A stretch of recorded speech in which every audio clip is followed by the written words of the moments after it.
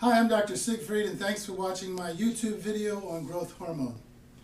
As you're probably aware, growth hormone is in the news almost constantly these days. In the athletic press, the nutrition press, the weight loss press, the medical healing press, and more. There's supplements, homeopathics, pharmaceuticals, milligrams, units, injections, over-the-counter supplements. It can be quite overwhelming, but it doesn't have to be, and that's what this video is all about. I'm going to tell you why. To begin with, you have to realize that I'm not a biochemist. I'm not a laboratory researcher in the classic sense of the word, and I don't have a big list of scientific articles that I have published in what we call peer-reviewed professional journals that give more credibility to opinions or statements. However, I have had both a scientific education and over 30 years of clinical practice, or what we call empirical research, that does qualify me to give my expert opinion based on a foundation of having treated many thousands of patients just like yourself. So I will explain to you as simply as possible, as if you were right here in my office, what growth hormone is, how it's made, and what it does for your body. And if what I say makes sense to you and you would like to consult with me on nutrition, I look forward to meeting you and not only helping you, but empowering you as I have so many other patients. So let's get started. What is a hormone? The definition of a hormone is this. A hormone is a chemical or a biochemical substance produced in your body which has a specific effect on the activity of certain organs or organs in your body. And growth hormone therefore promotes growth and activity of certain cells, tissues, or organs in your body. Actually, it not only promotes growth, but it regulates the activity of certain cells, tissues, or organs in your body. More particularly, growth hormone is a biochemical substance which is produced by your pituitary gland, which sits about right here inside your brain, that stimulates growth. And that directly influences protein, carbohydrate, and fat metabolism. Growth hormone also controls the growth rate of muscles, tendons, ligaments, and your organs. But there's two kinds of growth hormones. One made by your pituitary gland up here, and then the other one is made in a chemistry laboratory called synthetic growth hormone. Or in the lay press, it could even be called, there's a lot of research on bioidentical hormones, but that's still a synthetic or a man-made hormone. So what does this mean to you? Well, simply this. Growth hormone makes certain areas of your body get stronger and bigger and certain areas smaller. And I'll give you an example of synthetic growth hormone. All you have to do is look at some of the pro football players. Those are big dudes by nature, I grant them that. And they're very rock-hard dudes. And you don't ever want to run into one of them if you don't have to. Or, as Arnold says, they will pump you up. No, I'm just kidding. But especially some of the linemen. Those guys, they are at one extreme of the scale. And a lot of them use synthetic growth hormone as well. Some get caught, some don't. But that's one of the ways those guys stay so competitive, is to stay juiced, as we say. And they really bust each other up on Sundays, and they are hurting for certain for the rest of the week. They can get concussions, backaches, neck aches, joint pain, headaches, low energy, and it goes on. And how do I know this? Well, all you have to do is watch the game and you can get a feel for it. But I've also treated a lot of them. In fact, one ex-pro football lineman who played 13 years as an offensive lineman, he told me if he would have seen me, if he'd have known me when he was playing, he would have seen me every week for my nasal specific treatments, my chiropractic adjustments, and some of the other rehab things that I showed him, in addition to the nutritional help in recovery if he'd known about me during his career. Because every game was like 60 or 70 car accidents for this guy, because every play somebody was literally running into him as hard as they possibly could, and the only thing he could do was try to defend himself. But he was like a wall and people were running into him. So what about you and me and synthetic growth hormone? Well, the marketers show us these overweight and out-of-shape bodies before and after synthetic growth hormone ingestion. You can see it in a lot of magazines. You can see it on the internet. In other words, it's not made by the body, but in a chemistry lab. And the good news is that most of the bodies that they show you, and of course they only show you the good results, look really good. for a while. But there's the other side of the story, as Paul Harvey would say, and this is it. It's actually the beginning of a vicious downward cycle, and the reason for that is this. Number one, your liver is affected. Maybe not initially, but eventually. Your liver is both a trash can, and it sits right here in your abdomen. Your liver is both a trash can and a manufacturing plant for new cells. And it can put up with a lot of abuse by our poor food choices, environmental toxins, including synthetic vitamins, hormones, drugs, etc. So instead of being able to do its job of breaking down waste material and then helping to make building blocks for new cells, it becomes paralyzed and it can't do its regular job. Simply put, this is what happens. Too much garbage, like growth hormone, going in. Simply put, other systems in your body suffer. It's really that simple. Number two, once you quit the synthetic growth hormone, your body, especially the pituitary gland up here, says, yo, yo, yo, yo. Now you want me to start making up growth hormone like before, after you just shut me down for a month or a year or however long you've been taking this stuff? Sorry, pal, I need some extra time and help. So you got to get your nutrition back up to par before I can do that, you see? So now your body's on the defense, trying to not only get back up to speed, but ahead of where you were before taking the growth hormone. And now you're in this vicious cycle. Build up, break down, and you're trying to build after you've been breaking down. So the synthetic hormone, which shuts down your body, pituitary gland in this sense, from making this stuff naturally, it has to get rebuilt. You have to rebuild the body, rebuild the pituitary gland. And unless you keep pumping the synthetic hormone into your body, your results will not be good. That's the problem with a lot of the synthetic hormones and drugs, etc. But the side effects also mount. So as you take this synthetic stuff, the side effects are also mounting, even though you might look better. Again, this is a vicious cycle. It's like your body is on a merry-go-round going backwards because the synthetic growth hormone has convinced your body to stop making its own, and all the other organ systems connected to the natural production and receipt of the growth hormone suffer. That's a big statement, but if you think about that, you'll understand what I mean. Now, you can see this better in the before and after pictures of people who take this stuff. Like, for example, Rocky Balboa, you know, the Italian stallion. You've seen pictures of him on the internet where he's bloated in the face, and you can see it in the Arnold Schwarzenegger. You know, when he was doing his heavy bodybuilding, he was doing a lot of growth hormone. And you look at him now, sure he's older, but the difference in the bodies are massive structures versus what they are now. And he's also had a lot of side effects from this over the years. So the point is, you see the bodies when they look good, but after a while the bodies look terrible because, and you can see this on the internet, and a lot of the movie stars before and after pictures on the internet, you can just see them a lot. So you can go look at there, and you can see the dramatic change in the before and after, before they use the hormones, after they use the hormones, and even further down the line. So number three, another example of how a synthetic or a man-made hormone works is this. It's the same, for example, when women take birth control pills or other forms of synthetic hormones like thyroid, those two things right there, or cortisone for your adrenal glands.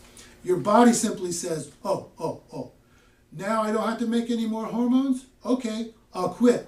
So the hormones of the gland that you're taking, the gland just says, okay, I'll stop making it. And then if you want to quit the synthetic hormone, it takes quite a while to rebuild those organs. And we have to be realistic here. Like my Irish grandfather used to say, nobody's getting out of this world alive, but you do want to look and feel your best while you're here. Growth hormone is not necessarily the answer.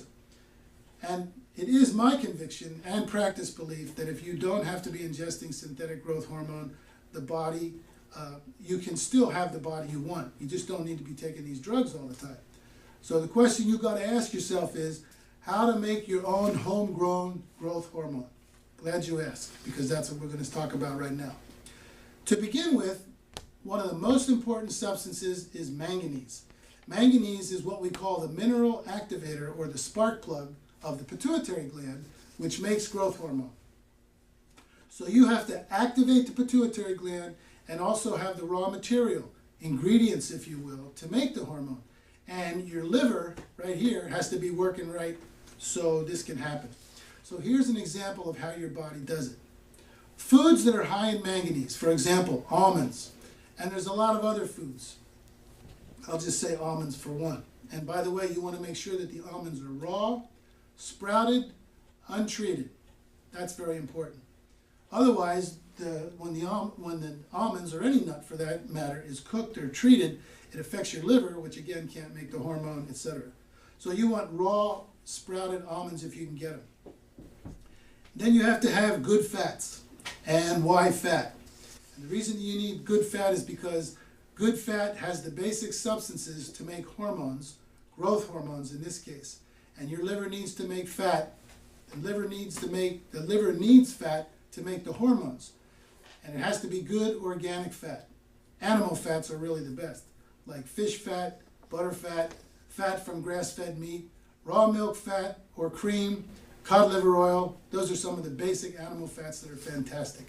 Then there's what we call the vegetable fats, like olive oil, wheat germ oil, sesame oil, sunflower oil. And again, animal fats are best. But all fats, some more than others, provide the building blocks to provide hormones and making new cells in your body. And in this discussion, at this part of the discussion with the patient, usually the question of cholesterol comes up. And here's the answer to that. Well, you can forget about the cholesterol issue, simply put. As long as you're eating good fats, you can forget about the cholesterol issue. I'm telling you, you just got to believe me here. I'll tell you in a minute what you can do to research this on your own.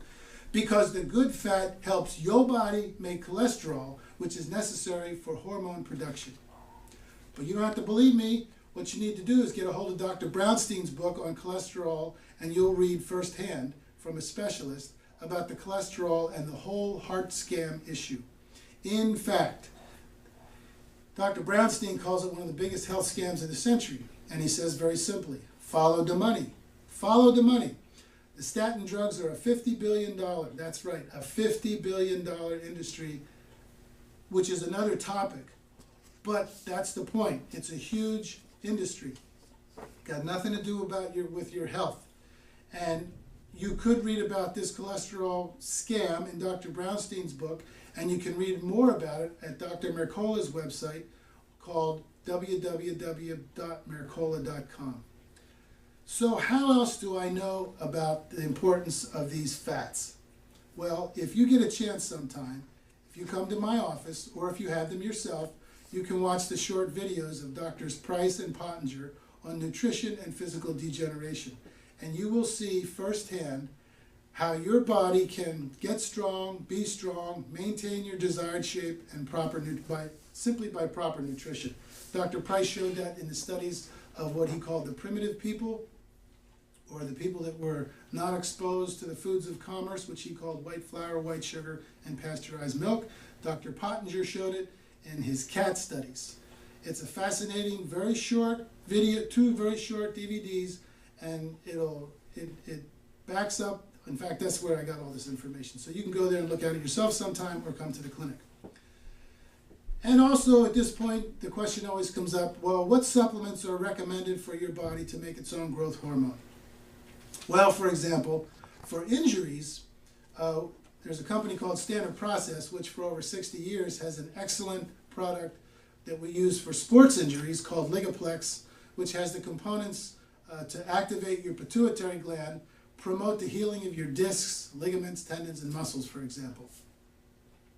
And then there's cod liver oil, which is high in what we call the fat-soluble vitamins A, D, and F, and certain minerals. But basically, we think of cod liver oil as high in the fat-soluble vitamins A, D, and F.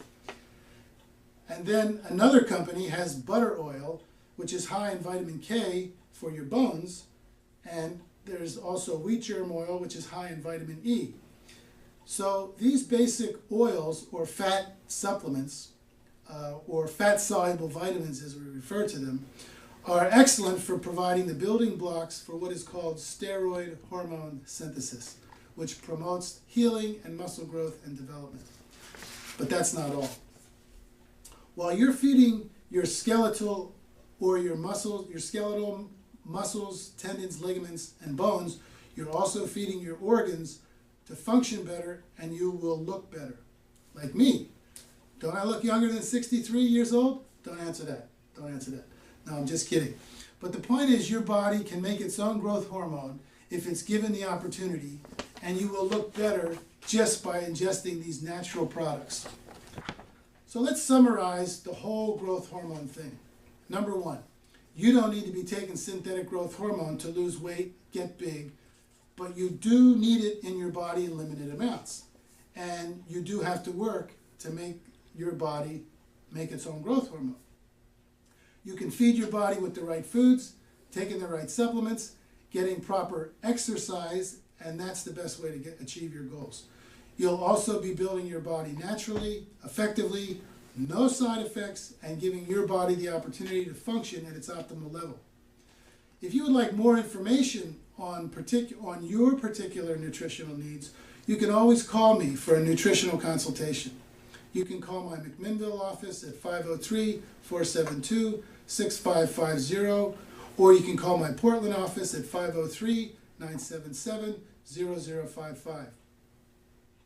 I want you to know that when I consult with somebody, my basic premise is to not only give them information, but to empower you at home, because that's where the change occurs. Basically, I give information, you take the information, and it empowers you at home. I become a guide, a consultant, a reference point for you. I'd like to thank you today for watching and listening, and I'd like to welcome you to come look at my next video in my series of healthcare that empowers you. Thank you very much. The other thing I'd like to offer you, if you're interested, is this. You can contact me at my office, like I said. You can contact me by my website, which is www.oregonwellnesscare.com, and you can ask for a couple pieces of information that I think are very empowering for you at home. Number one is this. We've talked about supplements today, and I wrote a little brochure that says there's 3 types of supplements, which one are best. There's actually synthetic, there's isolated or fractionated supplements, and then there's the whole food concentrates. And those are there's basically 2 kinds. Something is either natural or it's a whole food it's either synthetic or a whole food concentrate. There's really nothing in between. You think of a food has all the vitamins and minerals in it, and a synthetic supplement has basically one part of a wheel. Let's say for example vitamin C. When you take vitamin C, if you look on your bottle, it says, I'll bet you $100, it says vitamin C with rose hips, etc., etc. But if you look at the fine print, it says the majority of it is ascorbic acid. Now, ascorbic acid, without going into it, actually causes other deficiencies in the body. And think of the vitamin C complex as your hand. If you take one part of the C complex, which is ascorbic acid, where's the rest of it? And then what happens is your body has to make the rest of it to make it work, which causes a deficiency. So without going into that too deeply, the point is this. Your supplements are either natural or they're synthetic. If they're natural, they should be whole food concentrates, because that's where all the vitamins and minerals come from. So I have a brochure on that. I also have another brochure that you could ask for, which is called Foods versus Vitamins. And it's why vitamins themselves are not enough, and it's a case that I make for whole food nutrition concentrates. Then there's another booklet I have called Natural versus Synthetic, which takes an even broader look into, let's say, take whatever vitamin you're taking, vitamin A, vitamin C, vitamin B, vitamin E, vitamin D, and it shows you, if you're taking it, it tells you how you can look on the bottle and see if you're taking a synthetic or a natural supplement. But the basic point is this. If you take a vitamin bottle and you look on the vitamin bottle, for example, everybody's taking vitamin D3 everybody's taking vitamin D right now, and they take it with calcium. And you look on the bottle, it says so many milligrams of vitamin D, and it's usually vitamin D3, which is usually cholecalciferol, which is a chemical, synthetic, isolate. You have to ask yourself, if the vitamin D complex has, well, we know that it has over 30 parts, but let's say it has only 5 parts, and you're just taking vitamin D3, where's the rest of it? Which means your body has to provide the difference, which makes a deficiency. So those are 3 publications that I have, 3 little reading material that you're welcome to. you can ask me for by going to my website, www.oregonwellnesscare.com. 3 types of supplements, which one is best, foods versus vitamins, natural versus synthetic, and I'd be happy to send them to you. And the final thing that I forgot to mention is that I have another brochure called Foods That Help and Foods That Hurt. And this brochure is really good because, for example, with different problems you may have, it shows what foods are important and what foods are to avoid. So if you ask for that one, you can have that one as well. Foods That Help and Foods That Hurt. Thanks again for listening. We'll see you on the next tape.